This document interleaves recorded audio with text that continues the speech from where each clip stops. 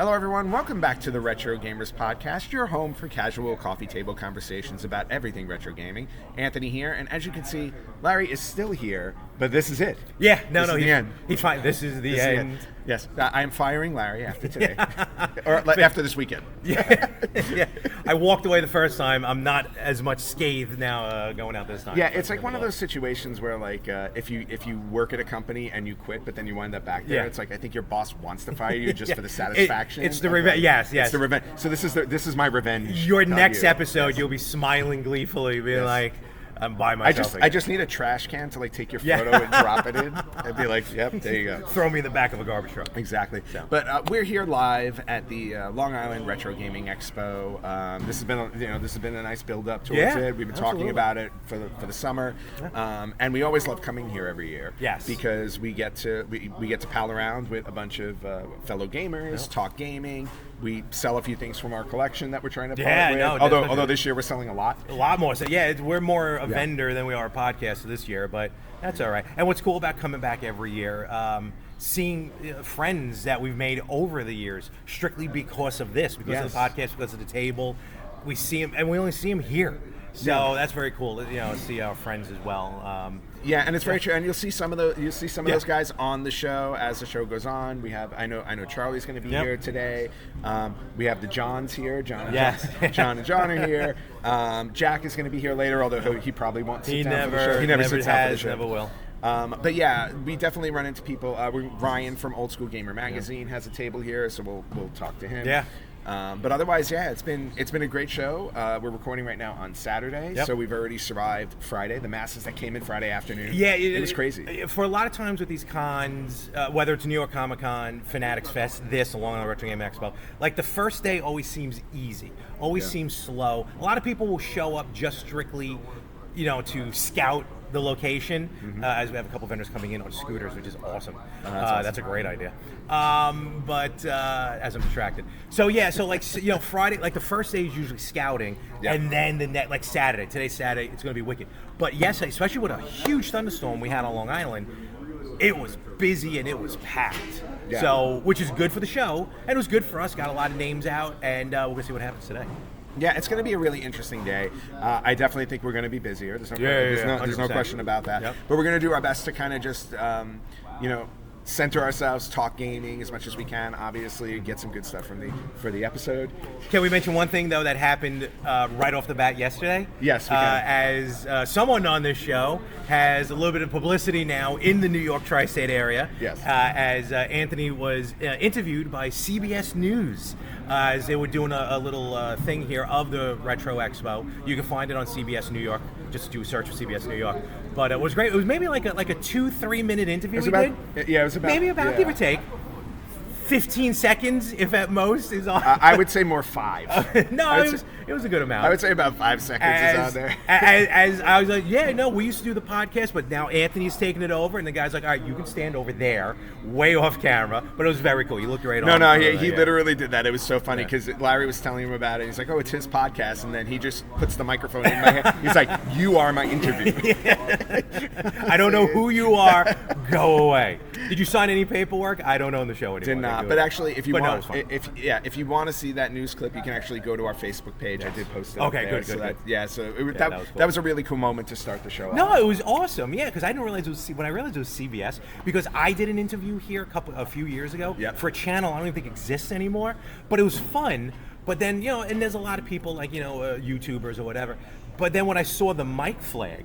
And it said CBS. I was like, whoa, okay, now we're cooking with fire. Yeah, I was going to say, but it also shows you how much bigger this show has gotten over the years. 100%. Where it's like in the beginning, there were these little like smaller news organizations coming here, or online news, just catching things. And now they're getting CBS. Yeah. They're getting like major press coverage. It was very cool. Which is really cool. Which makes it even more fun to be here and be a part of it. Oh, yeah, 100%. As just a regular, a regular event. Well, they call them vendor tours, but just to be a regular presence. No. Like the first few years we were here. Yes. Yeah, then no one knew who we were, and we weren't getting any perks. Now everyone knows who we are, and we're still not getting any perks. We're still not getting any perks, but people know our names. Yes, that is true. So take that. But some of the things we just wanted to talk about to kick off this before they open the doors this morning and the masses come in, and it will be a flood. Yeah. Is first thing I want to talk about is the 40th anniversary of Metroid, Yes. which just happened on August 6th. Yep. So you want to talk about a franchise that really blew up on multiple levels, obviously. One of the best sci-fi video game franchises of all time. Easily, hands down. Easily. One of the best or original surprise endings in a video game. Oh, yeah. When Samus takes off her helmet Yeah. and you find out that she's a woman. Obviously, no clue. The name doesn't give anything away.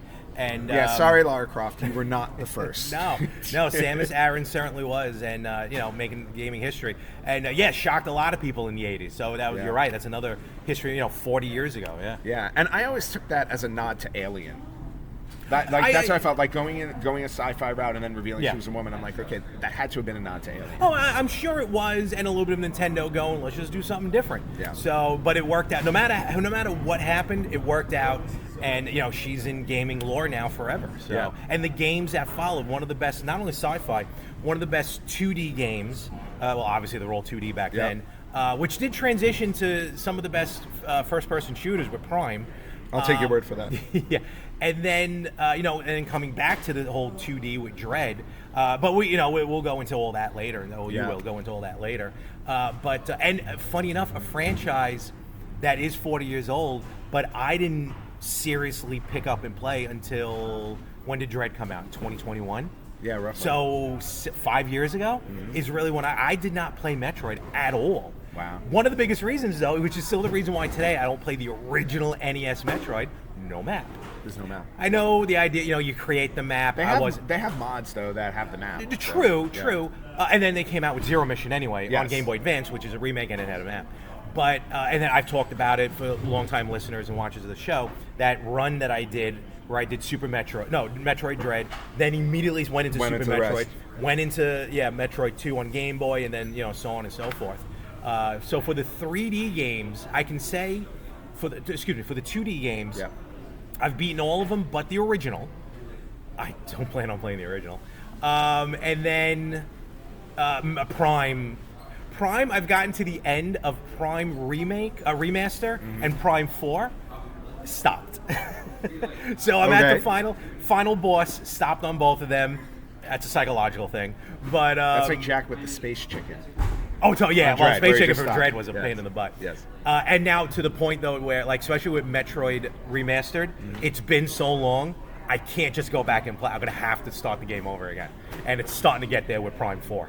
But both were beautiful games. So, and the story of Metroid as well lends itself to just be one of the best stories of all time, and how it evolved over the games, and how it made you feel about these enemies, these Metroids being enemies originally, and then her finding the baby Metroid, and then that one Metroid ends up saving her.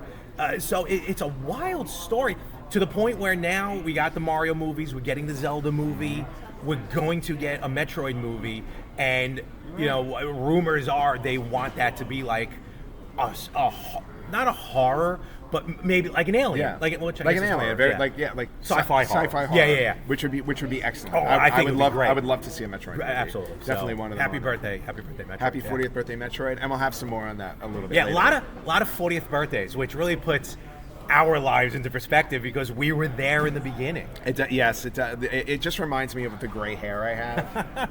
I know you got me beat, but the gray hair that's forming. 7th grade this started. That's a whole nother story. Crazy. But a lot of 40ths. We have the 40th of Castlevania coming up next month. Which is another insane. Great game with a couple of potholes, but great series, great game. That original one, actually, we got here this weekend. Yeah, we were doing a high score challenge on Castlevania, where whoever gets the high score is going to win a gift card. So that started yesterday. We're expecting a lot of people to play that today and hopefully win, which will be really fun. But just another fun thing that we do here at the Expo. We do a fun little contest at the table. Always have. Yeah, which is kind of cool. We did Pac-Man. Last year was Atari Pac. Well, 2 years ago it was Atari Pac-Man. The first one we did was 1942. And then what's going on? And then this one. So so it's been fun doing these challenges. Yeah, it definitely has been. And and like I said, like all the other things we have at the table where we're selling and stuff like that. Larry was making fun of me.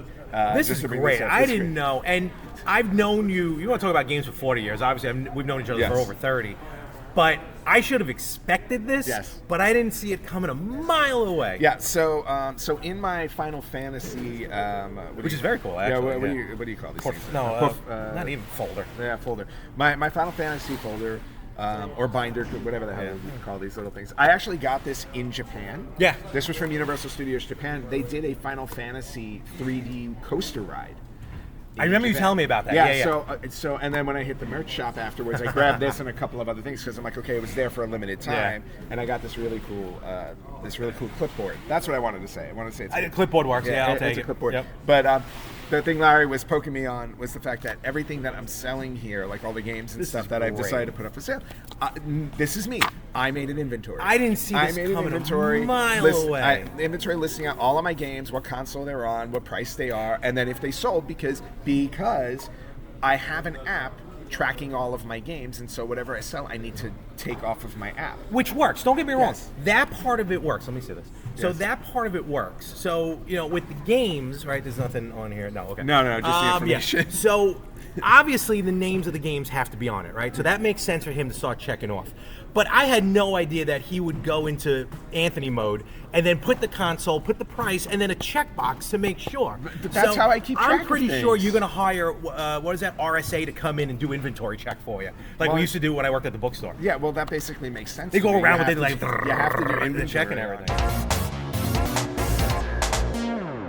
All right, everybody, please welcome Ryan Berger, owner of, right? Owner of, yes. I put myself in as publisher because, believe me, I have a guy named Jared Kylef who is much better editor. He spends more time on articles of mine than probably anything that you do. He said I'm one of his worst clients. All right, but let's say owner of. Let's just say owner of. Okay, owner of, that works. Yeah. So owner of, head honcho of Old School Gamer magazine. I've been talking about Old School Gamer for a while now on the show because I write articles for you.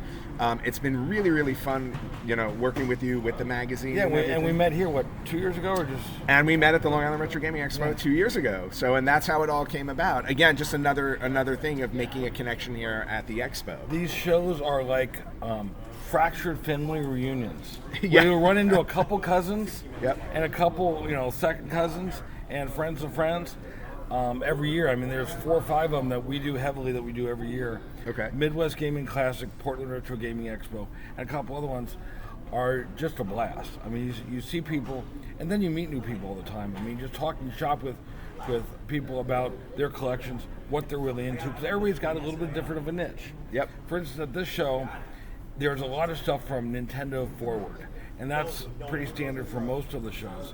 Then there's people like me that are looking for Atari, so they send me to the bucket that's shoved underneath the table to look through for games, and half of them are Combat, and the other half is pretty much Pac-Man, and then there's pretty much 3 or 4 games in there. So everybody has their own niche within video gaming, just like if you go to a Comic-Con.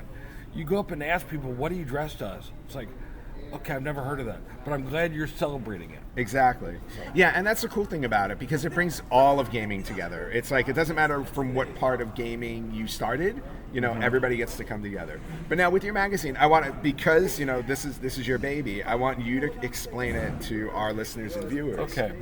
Best way to explain what we do with Old School Gamer is we are documenting the past and celebrating it in the present. In that we want to go back and have those interviews with people that are at these shows that either had some connection with the past in that they published things back then, like the gang from Audacity that's here, David Crane and the Kitchen Brothers. Talk to them, get their story documented, but then also document stories like, for instance, with me, I remember Fun Factory Arcade in West Des Moines, Iowa, at the mall, and I was a mall rat. I graduated in 1990, so that's like prime mall stuff. Oh, for sure. And the stories about going to that arcade bring back memories for people about their own arcades that they went to, or back when Chuck E. Cheese actually liked having teenagers there. Yeah. Nowadays, it's a 8th grade birthday party? 8th grade may be a little too old. 8th grade is too old. I'd say maybe 3rd grade. 8-year-old. 8-year-old. 8-year-old makes more sense. Yeah, and they still serve draft beer. I've never totally understood. Well, the parents need to cope. Yes. They have to cope with all those kids running around. Or they step out and have their vape outside. But yeah, they do that too. But yeah, so I mean, documenting and celebrating what the game's all about. It's a part-time thing for me, and I like it that way because I don't have to push to do all kinds of advertising and all kinds of stuff. We want to get the word out there, but I don't want it to depend on for an income. I did that for 20 years in the mobile DJ industry. It's a lot rougher. I have a full-time job. I go back to it literally in 12 days. I'm a high school computer teacher, and I've got that coming back at me. Principal actually emailed us this morning what our schedule is for planning and everything.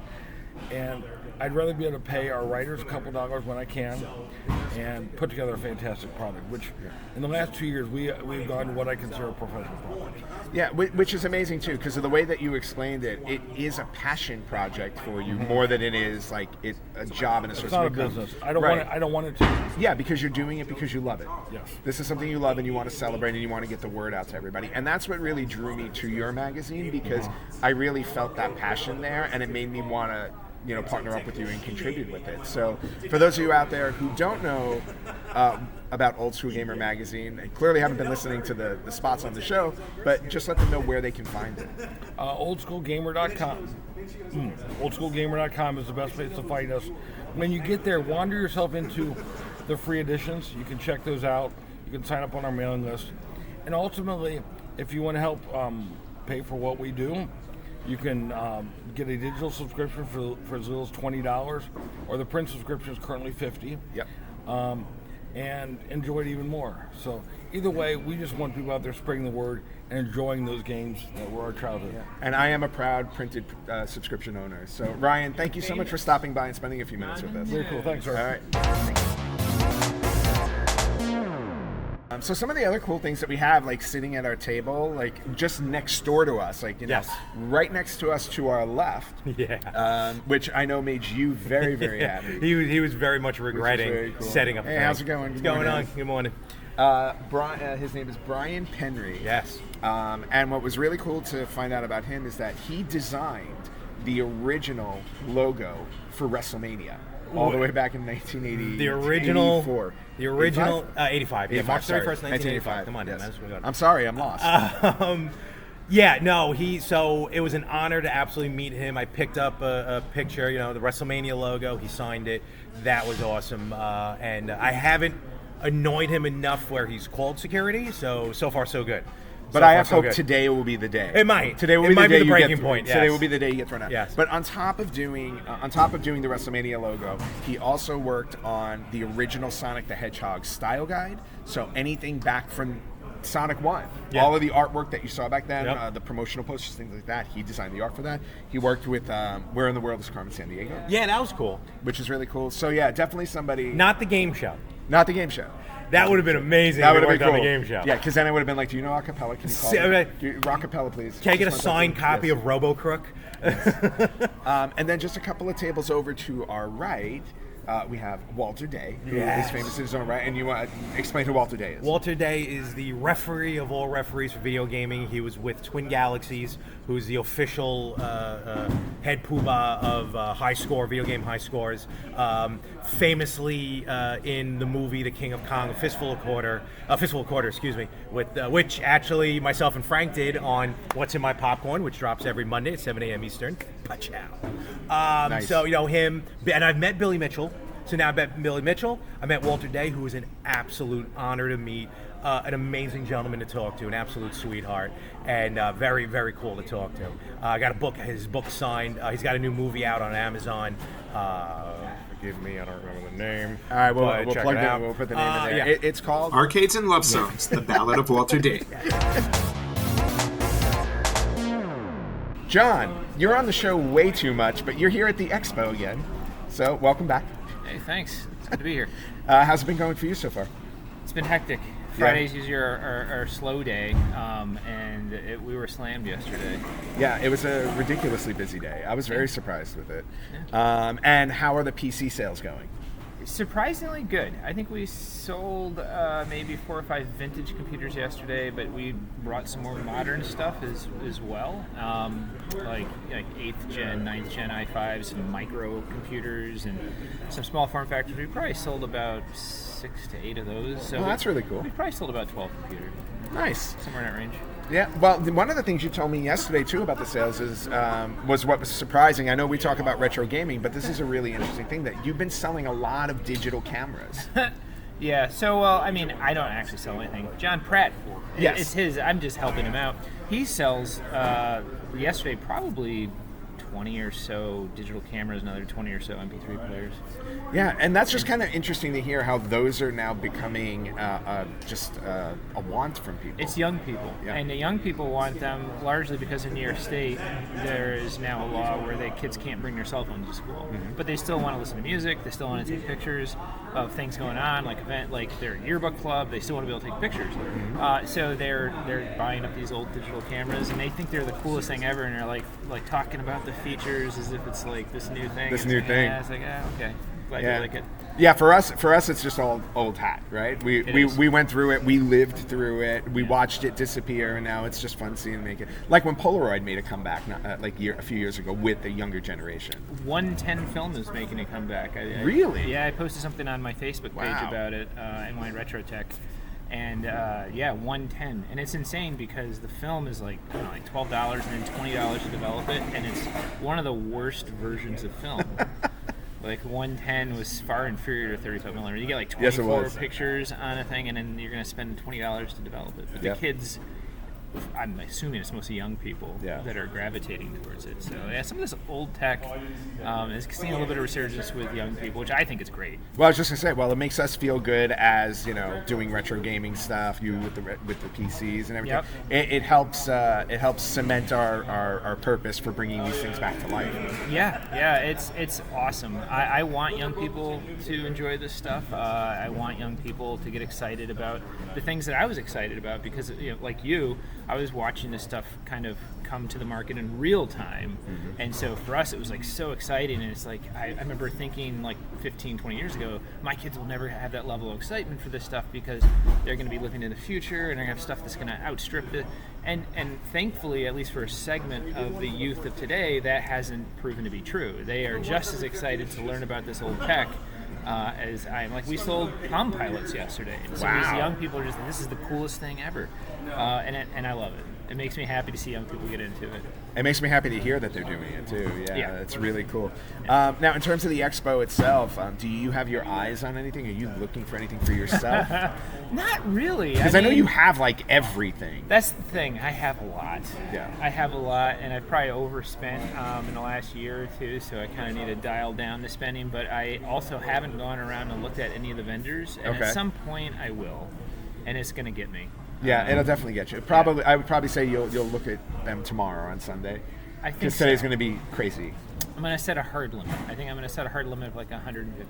Okay, and then how far over it are you going to go? I hope not at all. I really hope not at all. I don't believe that at all. Yeah. But if anyone's interested, the booth is Capital Region Electronics Recycling. John Pratt owns it, and come on down. It's its own exhibit, really. We welcome people to just come and chat. The best part of the booth isn't selling anything, it's just talking to people. Yeah. We've had some phenomenal conversations. One of the neatest ones was a kid came in, and I guess there's this thing with the youth where they have this dollar challenge. You take $1, and then you like trade up. And yes, I had him. He was here. He started with me yesterday. So he ended up with an Xbox One, and he wanted a Wii and some games, and so he traded an Xbox One, some Switch games, controller. It was a fairly equal trade for a boxed Wii and some games, and he was very happy. Yeah, no, it was really cool. He started with me with, just so you know, he started with a Super Nintendo copy of Madden 95. That's where he started, which is worth all of like $2. I love it. And I traded him. I gave him the Xbox 360 copy of Madden 11. That's awesome. And that's how he started his build. That's phenomenal. Yeah. That makes me happy. I have to let you know. Because he came back around to me later and he said, "I have an Xbox One. Do you want to trade? I want to trade up." And I said, I don't think I have anything really worthy of trading up on that. So I sent him back off, and he went to you. Yeah, he did well. He did well. He was so excited to be there. Yeah, from a Madden 95 to a Wii with a bunch of games. Yeah, I'd say that's a definite win. Yeah, because to him, that Wii came out before he was born, or when he was like, or when he was a baby. Yeah, he was a young fellow. Yeah, so it was really cool. All right, John, well, enjoy the rest of the expo, and I'm sure you'll be guest hosting another episode soon. We'll see, Anthony. Oh no, it's coming. Always happy to be. I will drag you in. It'll be good. All right. It'll be good. this expo is always good for having like the special guests that come here, which is really great. They do panels, right? Yes. They do panels, and then they always do an exhibit every year. And this year, their exhibit is celebrating the 30th anniversary of the Nintendo 64. As we know, the Nintendo 64 turned 30 back in June, the Japanese release, and obviously in September, I believe September 29th. Give or take, Yeah, September 29th, is the U.S. 30th anniversary. So definitely a worthy anniversary to have here at the Expo. Oh, 100%. They have I haven't seen it yet, but they do have a floor, I think, set up with dedication to the N64. Like like each year, the Expo like puts out merch like with a stylization. Like last year was I think it was last year, was the Dreamcast. Maybe the year before was the Dreamcast. So this year, N64, so they got a really cool N64 shirt I got to go pick up. But yeah, no, they're doing a really good job celebrating the N64. I keep wanting to say it's the 40th anniversary of the N64 because everything else is 40. No, this one's just 30. Let's not make it too. Try not to. Let's not make it But 86 and 96 were busy. So those are two busy years. They definitely were. Yeah. All right, everybody, we're still here at the Long Island Retro Gaming Expo, and look who showed up, my friend Charlie and Mary. Hello. Guys, welcome back to the show. Hi, everybody. Oh, look, I'm still... Look, and you're still on the screen. And I'm still on the screen. Yeah, so there were two of you. It's scary. Yeah, is that a sign of the apocalypse? No, because they're supposed to cancel each other out, and I think we're supposed to disappear or something like that. All right. Well, before we disappear, and as you can tell, my voice is disappearing at this show. Thank you for joining us. Well, thank you for having us. Not that you really had a choice. No, I definitely did not. Yeah, because if everyone doesn't remember, or Anthony will mention it in the next episode, this past week was the 40th anniversary of the release of Metroid, and so naturally we're rocking the shirt. Definitely rocking it. Yeah, it was Thursday. It was the 40th anniversary. That is correct, August 6th. So I said I was going to play through it. So I played through it. And then when I got to Torian, I'm on the last straightaway to get to Mother Brain. Yep. Had 150 missiles. Think, okay, I'll be able to kill all the Metroids, get missiles over and over again. They would not. Every time they respawned, it was energy to the point where I actually ran out of missiles and I couldn't beat the game on the anniversary. So I was not happy. What's that? Is the charge beam not in it? No, not in the original. I feel bad for you, but I really don't. So. But yeah, it was Metroid's 40th anniversary. Yeah. What is your favorite Metroid game, though? My favorite Metroid game is Metroid Fusion.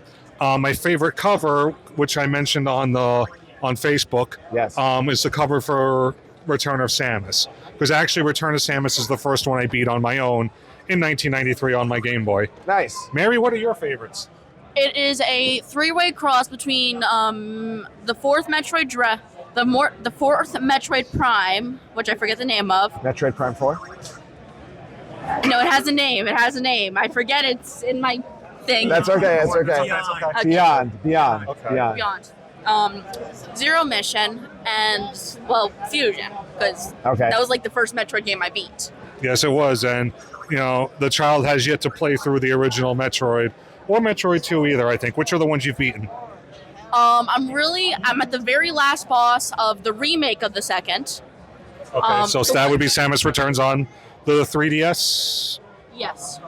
I beat in Zero Mission multiple times. I beat in Fusion. Technically I beat in Super, but I haven't played all the way through. It was just the end part for the special edition on the online for Switch, and I beat in the fourth Metroid Prime. Nice. That's a solid list. That's right. That's right. You have your own microphone because you're special. Yes, I am special as host of the show. Well, yeah, something like that. By the way, we have to mention Larry is behind the camera also. It's the first time I've seen Larry in a few years. Yes. So, it's good to see the band is back together, which is very, very nice. It's always nice when the band is It's hard together. to believe that this is the 10th anniversary. We've been coming here since 2018, so... Or at least I have. So yeah, this is like I've just existed. Yes. I've just existed. Yes, you have. Yeah, but you've joined the cult of the retro gamers, Sure. Yes, you are now part of us as being on the show. Once you're on the show, that's it. You're just part of the Retro Gamers podcast family. Yay. But concerning Mary's family anyway, and you are Uncle Anthony, so that is true. That kind of But going back to Metroid, since we are celebrating its 40th. Is there a favorite moment in any of the games that you had to call out? Since there have been so many. That's a tough one. I think when he beat the SAX at the end of Fusion, because that was a very tough battle. Not the Mega Metroid? Nah, that was easy. But yeah, the SAX is hard. That makes sense.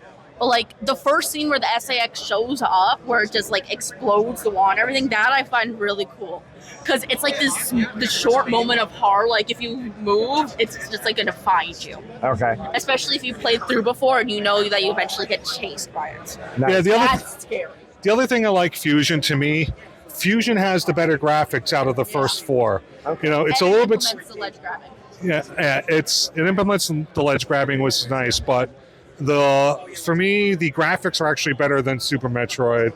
The music's better, if you ask me. The gameplay's a little bit better. I know I'm probably going to get hate mail for this, so if I do, just send it to Larry. But yeah, those are mine, like 1 through 4. I had a hard time with Samus Returns on the 3DS. I didn't like the gameplay of it, and I haven't tried Dread yet, so that's on the list.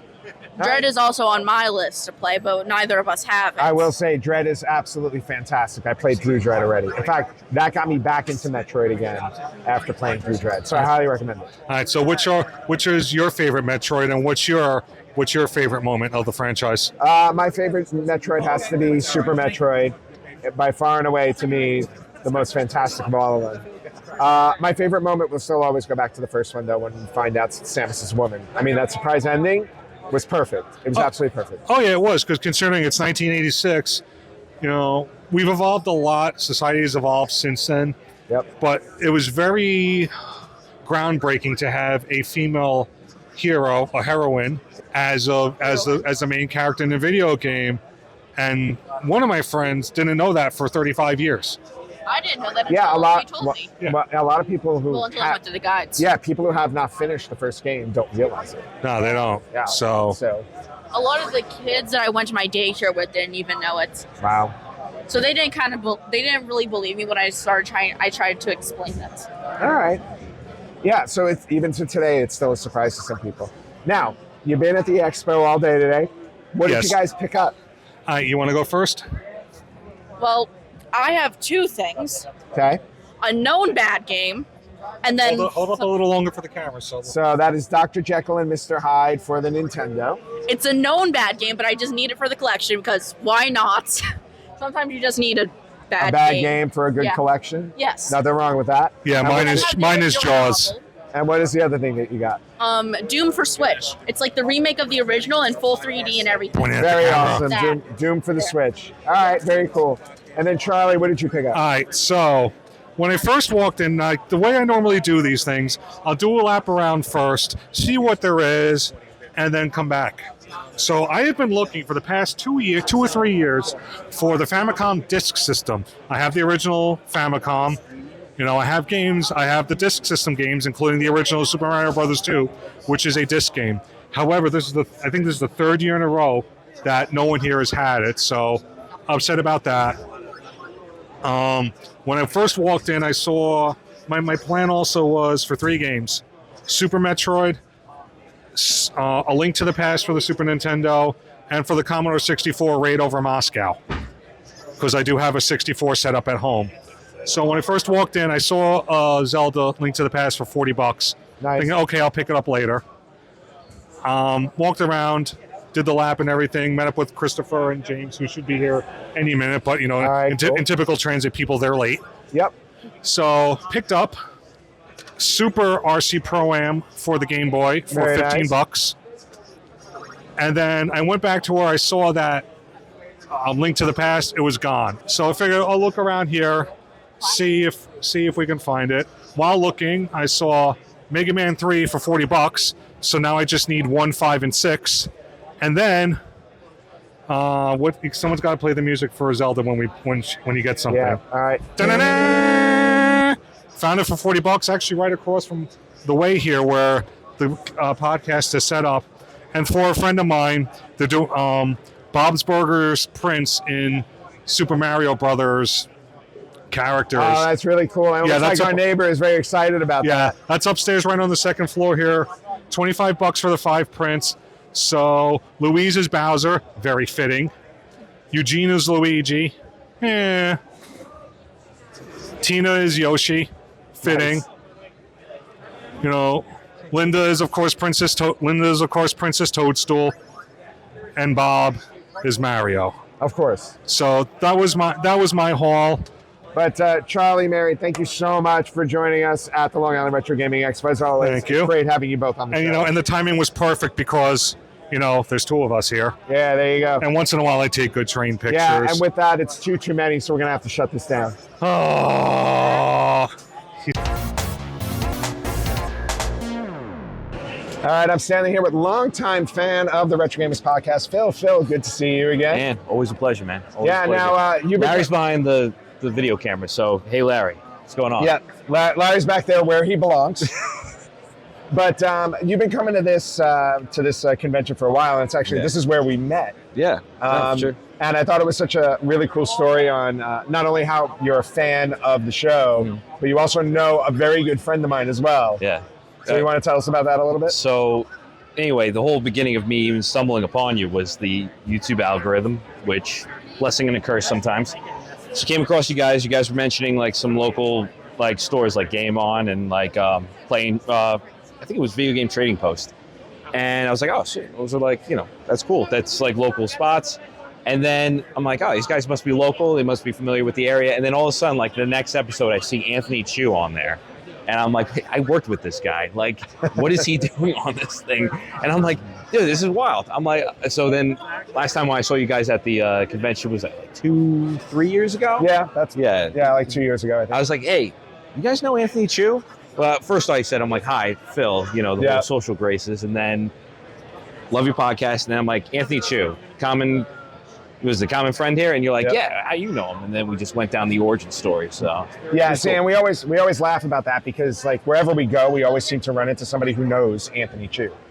He's just a man about town. He's like, well, no, he's a local celebrity wherever we go. It doesn't matter if it's New York or like somewhere else. We've run into people in stadiums who have known Anthony Chu. It's like very random. It's the weirdest thing. I think he's the nexus of our universe. You think so? He might be. He's the one who just puts all the pieces together for everybody? Basically. He forms the bonds? Yes, he's like the center of our Marvel Cinematic Universe. That's it. All things go back to Anthony the strings? Chu. Yeah, basically. That's kind of a scary thought. That is kind of scary. But getting back to the podcast, you've been coming to the Long Island Retro Gaming Expo for years. Yep. What kind of games do you particularly like? It depends. I'm kind of all over the place. I'm one of my favorite series, and it's pretty basic. Flight sim, like combat flight sim, like Ace Combat. Nice. Love Resident Evil series. Love Horror Survivor stuff. Turn-based strategy. Advanced Wars, Fire Emblem, stuff like that. Nintendo is kind of kicking my butt right now with the pricing, so they need to shape it up. Yep. Well, not that they have, not that they're into the I don't think resale they care. stuff. I don't think they give a crap. No, they don't care at all. But anyway, it's all over the map, All right. And yeah. What about you? Well, you know me. You've listened to the show. Yeah, but tell the viewers. I know, but we're talking about you right now. I want to implement both of us. What did you pick up during the show? I got Albert Odyssey for the Sega Saturn. Nice. That one set me back. And I got, what else did I get? I got Sim Earth for the PC Engine. Oh, very nice. Or it might have been TurboGrafx. I know it was translated. Okay. And then I got Mystical Ninja Goemon for the N64. Honestly, it's all over the place. Macro Saga for the Game Boy Advance. I got a DS game, Mario and Luigi Partners in Time. Nice. That was a good one. And, it was Golgo 13, the sequel to it. Oh, wow. What was it called? What was the name of it again? Moff Fact Conspiracy. So, inbox with all the inserts, minty. It's not that I'm looking for an inbox NES game, but I love the artwork. In fact, that's what the whole gaming scene is. It's interactive art. It's fun. So when I bring up the question of physical or digital, where do you fall? Don't even get me started. Physical all the way. Physical all the way. Problem you is hear that, that- Larry? Physical all the way. What's wrong with... What's Larry's opinion on this? Larry's all digital. Larry's all digital. Larry, what's going on here, man? Yeah. You're upsetting the apple cart here. We're trying to I know. maintain something We're here. sitting here at a convention where the whole point is to sell your physical wares. So we got we have digital. We got man over there. contrarian here at the whole. I think he's a essence spy. of this? He's a spy for Sony, is what it is. Is that a fact? That's really what Why it is. are you putting your pointer finger up at us? It's exactly what it is. But yeah, Phil, thanks for taking some time out of your day. Always a pleasure, man. Stopping by, being on the show. And thank you always for being such a good fan. And thanks for We being appreciate there. you And thanks for listening. giving me all the entertainment and all the info. And That's hey, our guys, job. And enjoy. no thanks to Larry, the digital guy. Give Larry a little bit of a break. I'm sitting here with Tristan Ibarra, independent author and writer at Old School Gamer magazine. Tristan, welcome to the show. Thank you for having me on. Thank you. All right, and how are you enjoying the Long Island Expo? I love it. This is actually my first time here, first time to New York, Wow. in fact, and I'm impressed with everything I've seen so far. Very cool. By way of where? By way of, I'm actually based out of around Omaha in a city named Papillion. I grew up in Northern California. Air Force took me to Nebraska, and that's where I am now. Oh, okay. Wow, you've been around Yeah. it. Yes, sir. All right, cool. And what got you started with Old School Gamer magazine? How did that happen? It's kind of a circuitous route. I've been writing these books since about 2010. I've always been watching YouTubers like Gamester81 and all these guys covering obscure consoles. So it's piqued my curiosity. I always wanted to know what was out there. So I started doing my own research, but I noticed that there wasn't one place that had everything. So I took it upon myself to start doing that. Started doing research, and about 10 years later, published my first book, which is the Video Game Console Collector's Field Guide. Wow, that's a hefty book. Yeah, and that's the second edition. Very nice. Both kickstarted. And then this beast. I'm looking at that beast right there. Yeah, I started this, surprise, surprise, I had a whole lot of time whenever COVID hit and everybody was locked down, so I started this project in 2020. Took me about 4 years, but 2,408 pages later. Holy cow. This is a visual encyclopedia of everything that's been released in North America from the Odyssey until PlayStation 3, Xbox 360, and the Wii U. So any dead console. I don't have anything, I've PlayStation 4, they're still making games, Switch still making games, and then I have a whole bunch of obscure consoles from other countries smattered in too. But as far as Old School Gamer, I used to go to these conventions like Portland Retro Gaming Expo. I went in 2017, and I remember vividly going in on the Friday night where they only let you do arcades. Yep.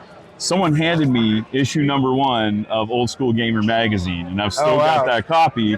All these years later, I've been writing for them for about 4 years, and about a year ago, I took over as their lead layout designer. Nice. So super fun. I enjoy doing this kind of stuff and talking to people. So this is right up my alley. That's really cool. Yeah, and obviously, as a fellow writer now, because I've joined the Old School Gamer crowd, it's been really, really fun not only to see how those magazines come to life, but I see your name all over it. I try to, and I try to have fun with it too. I have a really nuanced, wide, information and knowledge of all these games. So I try and put Easter eggs in there, and I hope that people see that and appreciate it. I'm sure some of them do. There's no question about that. Now, when did you, let's go back a little bit, just when did you start gaming? When did it all begin for you? My grandmother, and I grew up poor, so it's not like we could afford this stuff, but my grandma used to spoil us where she could, and she bought us a Nintendo Entertainment System back, probably the first year it came out. I wish I could put an exact date on it, but I remember that night whenever we stayed up overnight playing Mario Brothers and Duck Hunt. Of course. Yes. Everybody played that one. All right, and if you had to pick out a favorite console, what is your favorite console of all time? My favorite console of all time would have to be, and it's really close, but I'm saying the PlayStation 1. Okay. The original PlayStation has so many good RPGs and Metroidvanias, and Symphony of the Night's one of my favorite games of all time. God. So, yeah, me too. Yeah, it's a masterpiece, and I'll go back and play that anytime. I don't care how many times I've played it. Metal Gear Solid, Kojima's a genius. Just so many masterpieces on that console. Yeah, I can't argue with that. I really can't. There's no argument with that.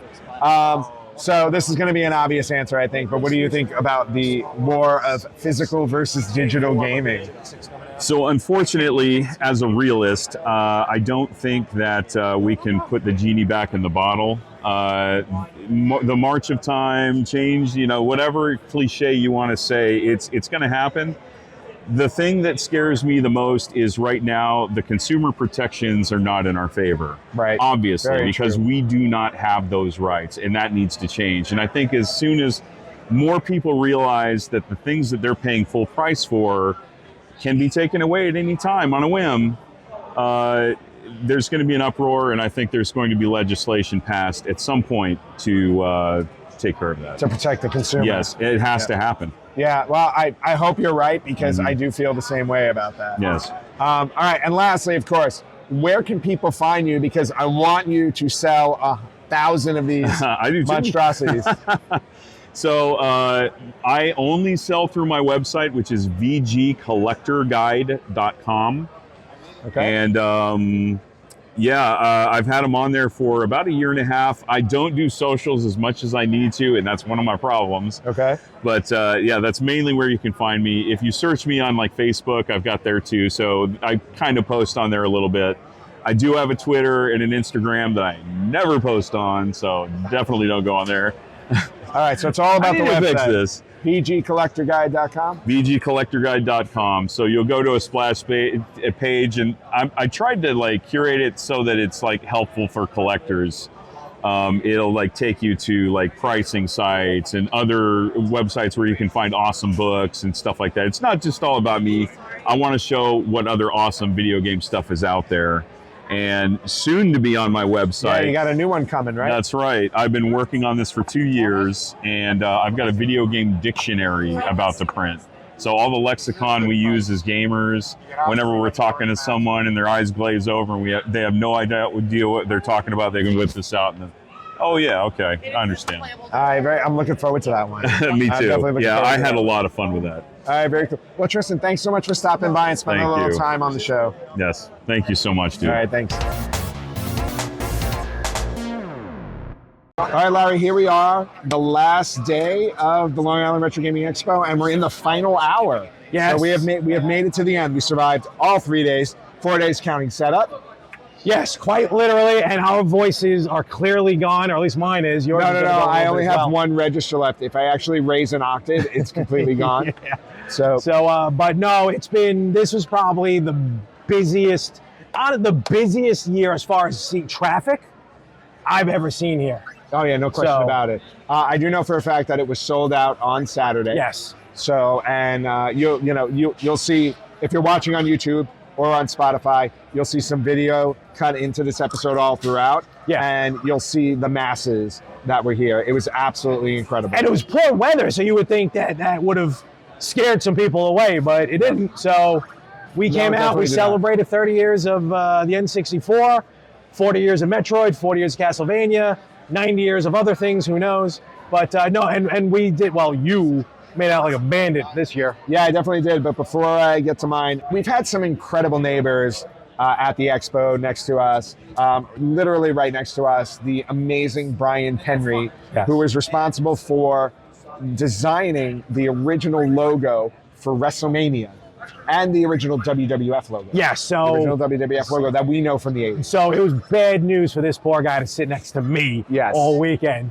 But on top of that, he also designed the original style guide for Sonic the Hedgehog and Where in the World is Carmen Sandiego. Yeah. So really, obviously, a veteran designer in the video game industry. Absolutely. Absolutely amazing. Just a couple of stops over, we have Old School Gamer magazine sitting at that table. Walter Day, who is an absolute sweetheart. So with Brian, I got a beautiful WrestleMania, done, of his design, signed by him.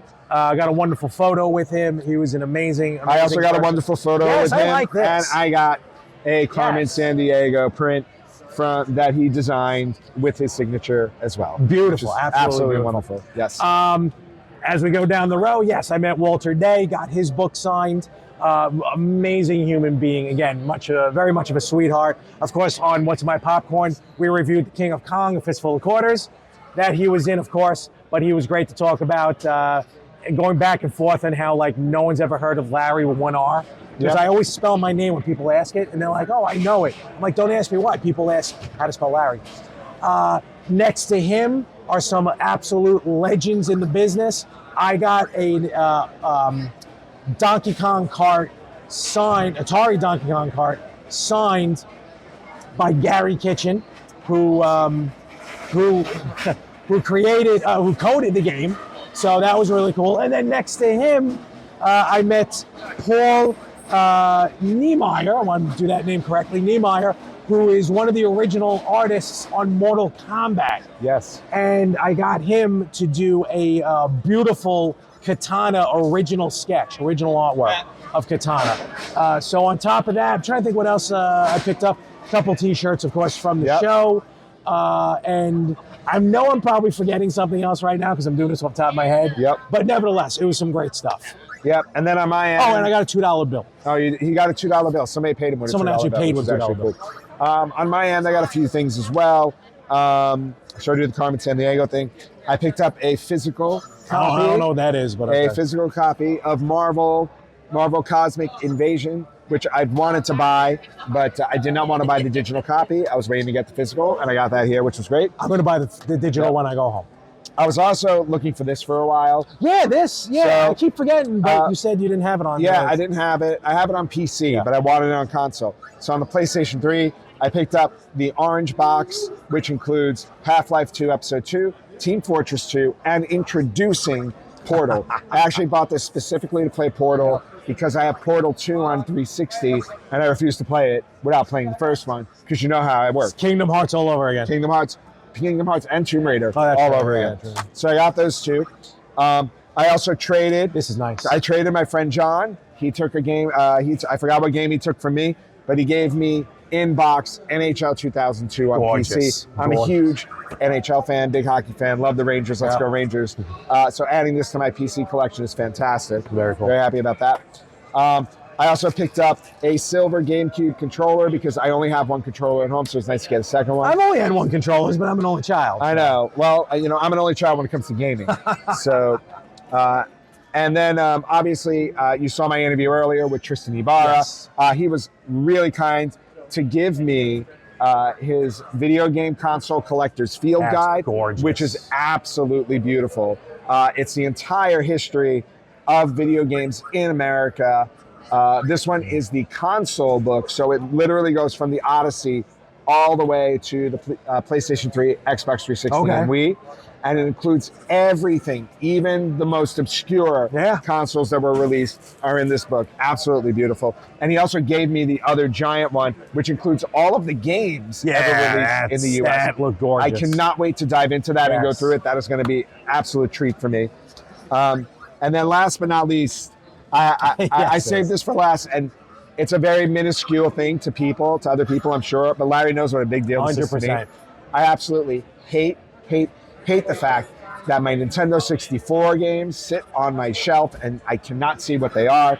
They were selling here in part of the celebration of the 30th anniversary of the Nintendo 64, a full set of stickers for every N64 North game American N64 released in North America. So it's 8 sheets. It's about, I believe, 268 labels, one for each game released. So I am so happy to get a copy of these so I can put them on my N64. I still think you should have bought 2 of them.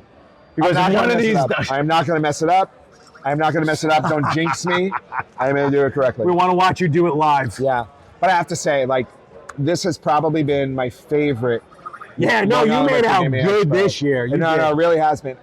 We talked to so many people here. We did. You did, yeah. We sat a lot of people down, or in some cases they were standing up, did a bunch of interviews, and I cannot thank everybody enough for sitting down with us and talking retro gaming and celebrating retro gaming at the Long Island Retro Gaming Expo. 100%. This was one of the, again, better turnouts. I've been coming here originally as just an attendee, and then eventually doing the tables and everything like that. And since doing the tables, again, haven't seen turnouts like we had here. So it was very cool. Seeing new friends that are now old friends from where we only see them here, but we pick up right where we left off. So we really do. Yeah, and again, cool. and definitely a special thank you to Joel and George and everybody at Long Island Retro Gaming Expo for letting us get a table 100%. here.